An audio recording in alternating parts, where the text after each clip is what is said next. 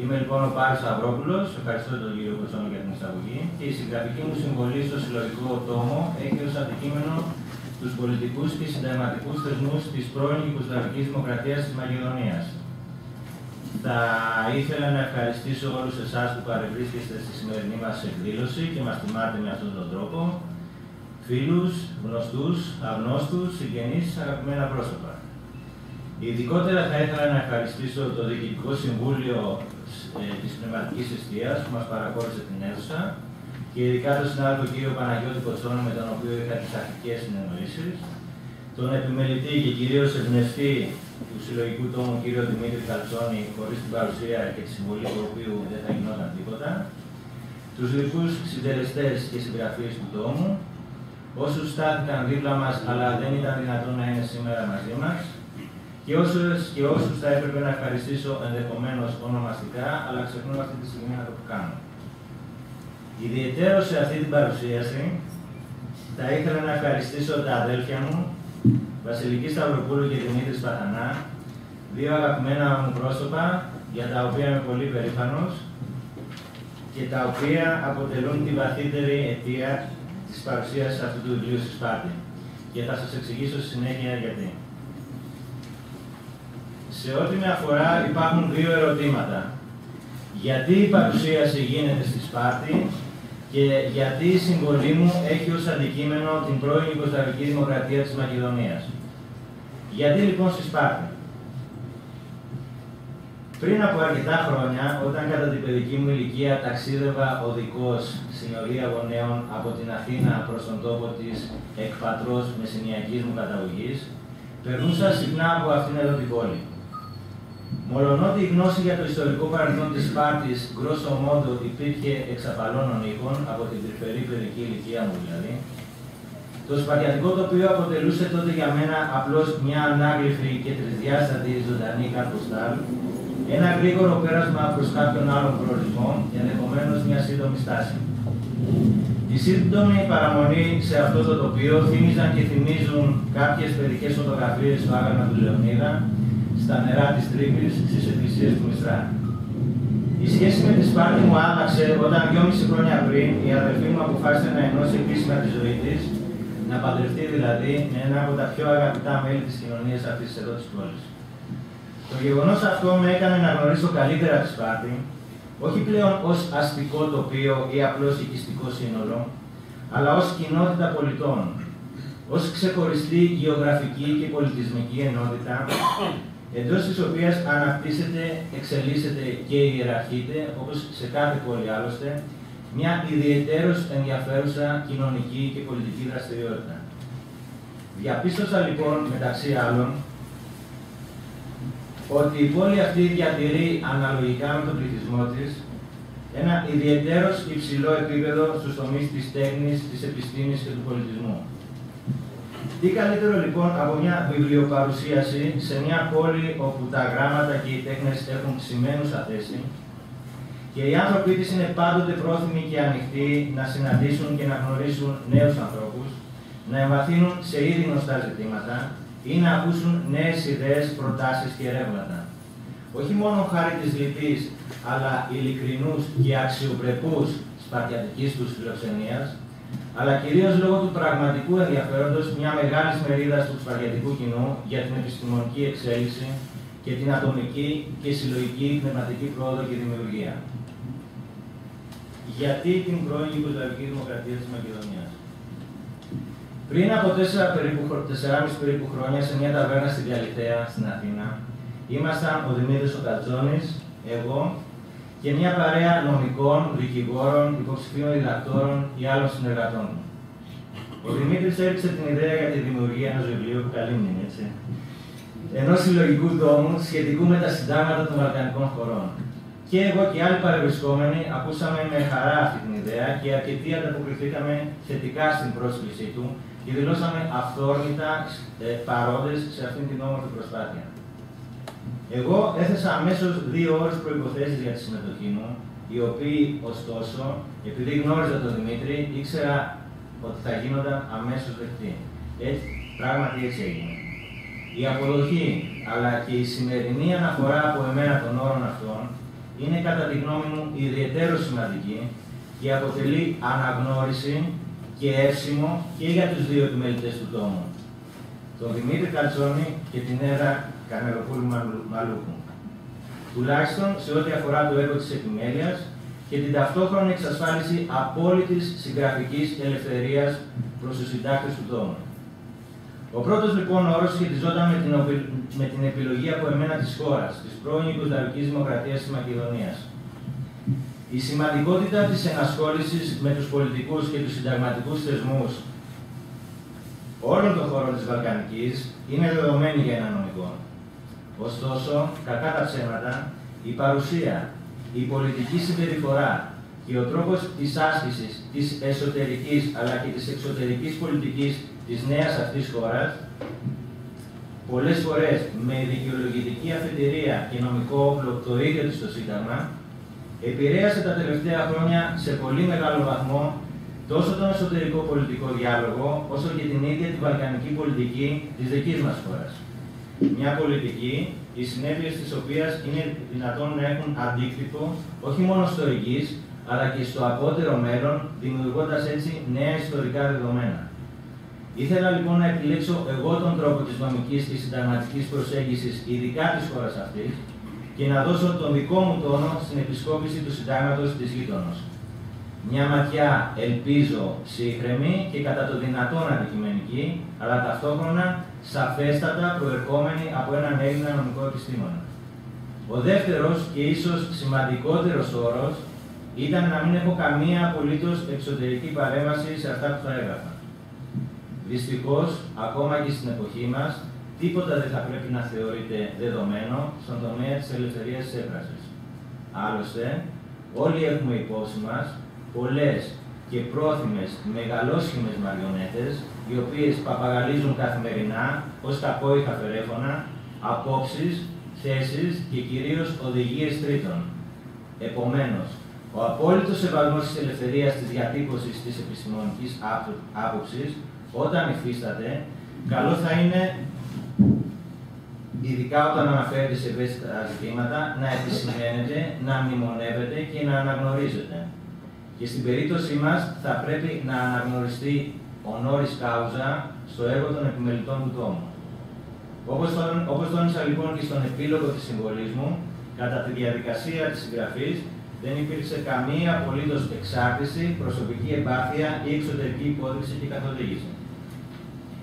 Η σημερινή εκδήλωση, όπως και η εκδήλωση της πρώτης παρουσίας του βιβλίου στην Αθήνα στις 15 Ιουνίου, συμπίπτει χρονικά με μια πολύ σημαντική επέτειο για την ευρωπαϊκή πολιτική και συνταγματική ιστορία που σχετίζεται άμεσα με το θέμα του συλλογικού τόμου. Σας βεβαιώ ότι αυτό δεν έγινε επίτηδες ούτε την πρώτη φορά στην Αθήνα, ούτε αυτή τη φορά στη Σπάρτη. Πριν από 20 ακριβώς χρόνια, λοιπόν, στις 14 Δεκεμβρίου του 1995, υπεγράφει στο Παρίσι η γνωστή σε πολλούς από εμάς ειρηνευτική συμφωνία του Dayton, η οποία είχε ήδη επιτευχθεί από τις 21 Νοεμβρίου του ιδίου έτους στην πόλη Dayton της πολιτείας του Οχάιο.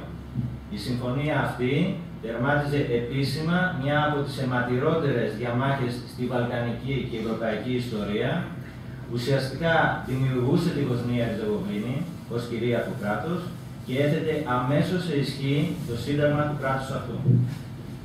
Λίγα λόγια για το βιβλίο συνολικά.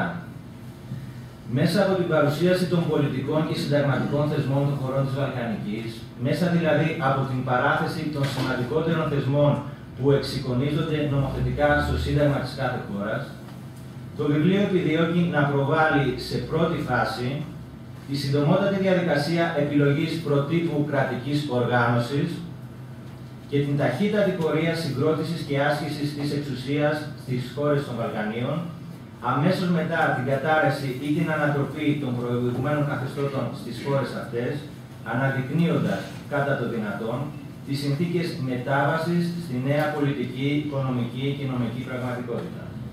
Όπως είναι φυσικό, η παρουσίαση αυτή προϋποθέτει μια σύντομη έστω ιστορική αναδρομή και μια αντίστοιχη αναφορά στην πολιτική και συνταγματική ιστορία της κάθε χώρας, αλλά και στην κοινωνική και πολιτική πραγματικότητα που επικράτησε ή επικρατεί στη χώρα αυτή. Για να ξεκινήσουμε όμως τη μελέτη των θεσμών, για να προσεγγίσουμε και να κατανοήσουμε καλύτερα τον λόγο της ύπαρξής τους, θα πρέπει να ανακαλύψουμε εξ αρχής την ιεραρχική δομή του πολιτικού συστήματος εντός του οποίου λειτουργούν. Να εντοπίσουμε δηλαδή κυρίως ποια πολιτική, κοινωνική ή πληθυσμιακή ομάδα έχει την εξουσία και μέσω αυτής εξυπηρετεί τα συμφέροντα, τις ανάγκες ή τις επιδιώξεις της. Η μελέτη λοιπόν ενός συνταγματικού κειμένου, ενός συντάγματος δηλαδή, είναι ένας αρκετά καλός και εύκολος τρόπος για να αναγνωρίσουμε αμέσως την εξουσία αυτή και την τάξη ή την ομάδα που την ασκεί. Μέσα δηλαδή από την ανάγνωση ενός συνταγματικού κειμένου μπορούμε να λάβουμε πληροφορίες που σχετίζονται όχι μόνο με νομικά, αλλά και με πολιτικά, κοινωνικά ή οικονομικά ζητήματα σε ένα κράτος ή σε μια περιοχή του κράτους αυτού. Το βιβλίο, προσεγγίζοντας τη σύγχρονη νομοθετική και συνταγματική ιστορία των Βαλκανίων, προσπαθεί, μεταξύ άλλων, να αναδείξει τον συσχετισμό των κοινωνικών και πολιτικών δυνάμεων και μιλώντας κυρίως για την πρώην Ιουγκοσλαβική Δημοκρατία της Μακεδονίας, των πληθυσμιακών ομάδων εντός του βαλκανικού χώρου. Ο συσχετισμός αυτός αντανακλά φυσικά τους αναπόφευκτους συμβιβασμούς ανάμεσα στα συμφέροντα των κυρίαρχων κοινωνικών τάξεων και σε εκείνα των υπολείπων κοινωνικών τάξεων ή πληθυσμιακών ομάδων. Μεγάλη σημασία στη διαμόρφωση αυτών των συσχετισμών έχει η χρονική περίοδος, η οποία συνδιαμόρφωσε το ιστορικό πλαίσιο εντός του οποίου δημιουργήθηκε το Σύνταγμα της κάθε χώρας, όπως αυτό ισχύει στις μέρες μας. Όπως γνωρίζουμε, κατά τη χρονική αυτή περίοδο, και μιλώ για τα έτη κυρίως 1989-1991, δεν ήταν τεράστιες μόνο οι αλλαγές στο εσωτερικό των χωρών αυτών, αλλά και οι επιδράσεις των εξωτερικών ισχυρών παραγόντων που επιτάχυναν τις αλλαγές αυτές, ήταν κάτι παραπάνω από καταλυτικές. Από τη μεριά του, ο κάθε συγγραφέας του συλλογικού τόμου καλείται να προσεγγίσει θεσμικά το θέμα του και όχι να προβεί σε μια απλή έκθεση ιδεών, ούτε όμως και να κάνει μια στήρα στατιστική καταγραφή των συνταγματικών θεσμών της χώρας με την οποία ασχολείται. Ο συγγραφέας, όπως όλοι μας σε αυτήν την αίθουσα, είναι και αυτός ένα ιστορικό υποκείμενο. Δεν μένει ανεπηρέαστος από ενδεχόμενες πολιτικές, όχι κομματικές τοποθετήσεις, ιδεολογικές αναφορές, προσωπικές εμπειρίες ή εξειδικευμένες γνώσεις. Ο συγγραφέας έχει χώρα, ανήκει σε μια κοινωνία, δεν διεκδικεί το αλάθητο και δηλώνει ότι εκφράζει την προσωπική του άποψη, η οποία ωστόσο δεν επιτρέπεται να στερείται επιστημονικότητας. Ο συγγραφέας εκτίθεται δημόσια, συλλέγει και επεξεργάζεται την πληροφορία, δέχεται και διαμορφώνει τη γνώση που επιθυμεί να μεταδώσει στον αναγνώστη και συγχρόνως διαμορφώνεται από την ίδια την ιστορικότητά του. Εν τέλει, ο αναγνώστης δεν κρίνει μόνο αυτό που διαβάζει, αλλά και αυτόν που έγραψε αυτό που διαβάζει, τον συγγραφέα. Ο αναγνώστης από τη μεριά του έχει τη δυνατότητα είτε να διαβάσει ολόκληρο το βιβλίο, κάνοντας μια συγκριτική ανάγνωση ή μελέτη των συνταγμάτων όλων των χωρών και αποκτώντας έτσι μια συνολική εποπτεία του έργου, είτε να διαβάσει μόνο για τη χώρα ή τις χώρες που τον ενδιαφέρουν και να κρίνει μόνο το κομμάτι ή τα κομμάτια του βιβλίου που διάβασε. Λίγα λόγια για το δικό μου κομμάτι, για την πρώην Ιουγκοσλαβική Δημοκρατία της Μακεδονίας, για τους πολιτικούς και συνταγματικούς θεσμούς της πρώην Ιουγκοσλαβικής Δημοκρατίας της Μακεδονίας. Πρόθεση μου δεν είναι σε καμία περίπτωση η συνολική επίλυση του λεγόμενου εντός εισαγωγικών μακεδονικού προβλήματος, ούτε η πλήρης ανάλυση των ιστορικών, κοινωνικών και πολιτικών πτυχών του. Δεν επιδιώκω να δώσω μια ολοκληρωμένη εικόνα της σύγχρονης κατάστασης στην πρώην Ιουγκοσλαβική Δημοκρατία της Μακεδονίας, ούτε επιθυμώ να γνωμοδοτήσω επί των πολιτικών ζητημάτων τα οποία εσχάτως έχουν ανακύψει ή να εκδώσω πιστοποιητικά ιστορικής αλήθειας, ιδεολογικής καθαρότητας και πολιτικής συνέπειας σε καμία πλευρά και σε κανένα πρόσωπο. Δεν είναι αυτός ο σκοπός του συλλογικού τόμου. Τα κείμενα είναι νομικά. Αυτό που επιδιώκεται δεν είναι τίποτα περισσότερο από μια σύντομη και περιεκτική παρουσίαση των κυριωτέρων σύγχρονων πολιτικών και συνταγματικών θεσμών της γείτονος χώρας, με βάση το ενισχύει σύνταγμα της πρώην Ιουγκοσλαβικής Δημοκρατίας της Μακεδονίας, αλλά με τη ματιά ενός Έλληνα νομικού επιστήμονα. Αν ωστόσο κάποιος αναγνώστης επιθυμεί να αναζητήσει απαντήσεις επί ιστορικών, πολιτικών, κοινωνικών ή άλλων ζητημάτων, το σίγουρο είναι ότι δεν θα χάσει το χρόνο διαβάζοντας το βιβλίο, καθώς μέσα από τα νομικά κείμενα είναι δυνατόν να αντλήσουμε σημαντικότατες πληροφορίες για ζητήματα που αφορούν και την κοινωνία, και την οικονομία, και την πολιτική, και την ιστορία. Έτσι λοιπόν, στην αρχή κάνω μια εισαγωγή, μια σύντομη ιστορική αναδρομή, όπου θέτω το ιστορικό πλαίσιο με σύντομες αναφορές στο απότερο και εγκύτερο ιστορικό παρελθόν της γεωγραφικής περιοχής που καταλαμβάνει σήμερα η πρώην Ιουγκοσλαβική Δημοκρατία της Μακεδονίας. Επισημαίνω τους κυριότερους σταθμούς στη νεότερη πολιτική και συνταγματική ιστορία της περιοχής, που καταλαμβάνει σήμερα η γειτονική χώρα, η οποία από το 1945 μέχρι τη διάλυση της ενιαίας Ιουγκοσλαβίας απετέλεσε ομόσπονδη δημοκρατία της. Στο κυρίως μέρος αναφέρομαι αρχικά στις συνθήκες σύνταξης του συντάγματος της γείτονος. Ως γνωστόν, οι συνθήκες σύνταξης του συντάγματος της πρώην Ιουγκοσλαβικής Δημοκρατίας της Μακεδονίας βρίσκονται σε άμεση συνάρτηση με τις συνθήκες μετάβασης της χώρας αυτής από την Ομοσπονδία προς την ανεξαρτησία, εντός ή εκτός εισαγωγικών η λέξη ανεξαρτησία, καθώς και με τις γενικότερες αλλαγές και ανακατατάξεις που έλαβαν χώρα κατά τη συγκεκριμένη χρονική περίοδο στον ευρωπαϊκό χώρο.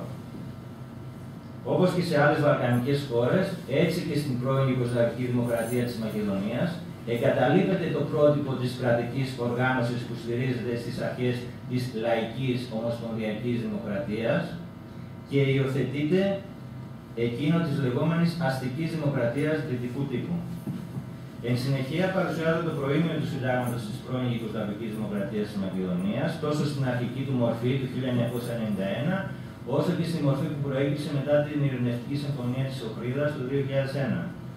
Το προήμιο του συντάγματος της γείτονος αποτελεί την πηξίδα η οποία μας φανερώνει τις προθέσεις του συνταγματικού νομοθέτη σχετικά με τη μορφή του πολιτεύματος και του κράτους που εγκαθιδρύεται, σχετικά με τις προτεραιότητες που έχει το κράτος αυτό, αλλά και, προσοχή, σχετικά με τη συνταγματική ιεράρχηση και κατηγοριοποίηση των πληθυσμών που διαβιώνουν εντός της επικράτειάς του. Μετά το προήμιο, περνάμε στις γενικές διατάξεις του συντάγματος, άρθρα 1-8, όπου μεταξύ άλλων παρουσιάζονται κάποια ενδιαφέροντα άρθρα και για τη χώρα μας. Παραδείγματος χάρη το άρθρο 3 σε συνδυασμό με το άρθρο 49. Το ζήτημα της γλώσσας θίγεται στο άρθρο 7. Μετά τις γενικές διατάξεις, περνάμε στις βασικές ελευθερίες και τα δικαιώματα του ανθρώπου και του πολίτη, που εξεικονίζονται συνταγματικά στα άρθρα 9-60. Παραδείγματος χάρη, το άρθρο 16 αναφέρεται στην ελευθερία του λόγου. Το άρθρο 19 θίγει το ζήτημα της θρησκευτικής ελευθερίας. Το άρθρο 20 αναφέρει την ίδρυση πολιτικών κομμάτων και συνδικαλιστικών οργανώσεων. Το άρθρο 55 αναφέρεται στην ελευθερία της αγοράς και της επιχειρηματικής δραστηριότητας, ένα άρθρο με ελληνικό ενδιαφέρον, καθώς οι ελληνικές επενδύσεις στη γείτονα χώρα κατέχουν σημαίνουσα θέση. Το άρθρο 48 θίγει το ζήτημα των κοινοτήτων, των πρώην εθνοτήτων δηλαδή, οι οποίες μετονομάστηκαν έτσι μετά τη Συμφωνία της Οχρίδας του 2001. Ακολούθως, αναφέρομαι στην οργάνωση της κρατικής εξουσίας, Βουλή, κυβέρνηση, πρόεδρος της Δημοκρατίας, δικαστική εξουσία, άλλοι ενδιαφέροντες και ιδιαίτεροι θεσμοί. Το Συνταγματικό Δικαστήριο αποτελεί ξεχωριστό μέρος στο Σύνταγμα της πρώην Ιουγκοσλαβικής Δημοκρατίας της Μακεδονίας. Προς το τέλος, κάνουμε ένα σύντομο σχολιασμό σχετικά με την αλληλεπίδραση των τριών εξουσιών στη γειτονική χώρα και κλείνω με τον επίλογο. Ιδιαίτερη σημασία έχει να κατανοήσουμε ότι η πρώην Ιουγκοσλαβική Δημοκρατία της Μακεδονίας αποτελεί ένα ιδιαίτερο μοσαϊκό εθνοτήτων, κοινωνικών και πληθυσμιακών ομάδων, το οποίο δέχεται συνεχείς πιέσεις τόσο από εσωτερικούς όσο και από εξωτερικούς παράγοντες. Η πλειοψηφούσα σλαβική μερίδα αποτελεί περίπου το 64% του συνολικού πληθυσμού, οι Αλβανοί περίπου το 25%, ενώ το υπόλοιπο ποσοστό συμπληρώνεται από άλλες εθνικότητες, κοινότητες ή πληθυσμιακές ομάδες, οι οποίες αναφέρονται ονομαστικά στο Σύνταγμα της χώρας. Οι εσωτερικοί παράγοντες επιθυμούν να προωθήσουν τα συμφέροντα της δικής τους πληθυσμιακής ομάδας, ενώ οι εξωτερικοί να επηρεάσουν το συσχετισμό των δυνάμεων στο εσωτερικό της χώρας με σκοπό είτε την ισχυροποίηση της πληθυσμιακής ομάδας που υποστηρίζουν και επηρεάζουν, είτε την ανακατανομή των δυνάμεων στην πρώην Ιουγκοσλαβική Δημοκρατία της Μακεδονίας και κατ' επέκταση σε όλα τα Βαλκάνια. Ο συνταγματικός νομοθέτης της γείτονος προσπαθεί να εξισορροπήσει τις πιέσεις αυτές, προκειμένου να επιτύχει από τη μία πλευρά την παράταση της διατήρησης αυτής της εύθραστης πληθυσμιακής ενότητας και ισορροπίας και ουσιαστικά την ύπαρξη του κράτους, και από την άλλη την εξασφάλιση της πρωτοκαθεδρίας της σλαβικής πληθυσμιακής μερίδας και της αντίστοιχης πολιτικής ελίτ στη γείτονα χώρα. Κατά πάσα πιθανότητα, λοιπόν, το μέλλον της πρώην Ιουγκοσλαβικής Δημοκρατίας της Μακεδονίας θα εξαρτηθεί από τη διαμόρφωση των ισορροπιών εντός της επικράτειάς της, από την ποιότητα των σχέσεων της χώρας αυτής με τα γειτονικά της κράτη και από τον βαθμό προώθησης των επιδιώξεων των κατευθυνισμών προστατών φίλων και συμμάχων της. Οι εξελίξεις αυτές δεν είναι φυσικά προβλέψιμες και συνεπώς το μέλλον της εύθραστης γειτονικής δημοκρατίας παραμένει αβέβαιο. Κλείνοντας, θα ήθελα να σας καλέσω να διαβάσετε το βιβλίο και να το κρίνετε τουλάχιστον σε ό,τι αφορά το κομμάτι που έγραψα εγώ, με αυστηρότητα. Με μεγάλη αυστηρότητα, αλλά όπως είχα πει και στην Αθήνα, χωρίς προκατάληψη, με καλή πίστη, καλοπροαίρετα. Να το δεχτείτε ως πληροφορία, να το αποδεχτείτε ή να το απορρίψετε εν όλο ή εν μέρη, να προσθέσετε την άποψη ή την εμπειρία σας και εν τέλει να το μετατρέψετε σε γνώση. Γιατί ως γνωστόν η γνώση είναι δύναμη και η δύναμη που δίνει η γνώση είναι εκείνο που κυρίως χρειάζεται σε όλους και στον καθένα μας ξεχωριστά σε αυτές τις δύσκολες στιγμές που περνά η δική μας πατρίδα. Σας ευχαριστώ πολύ.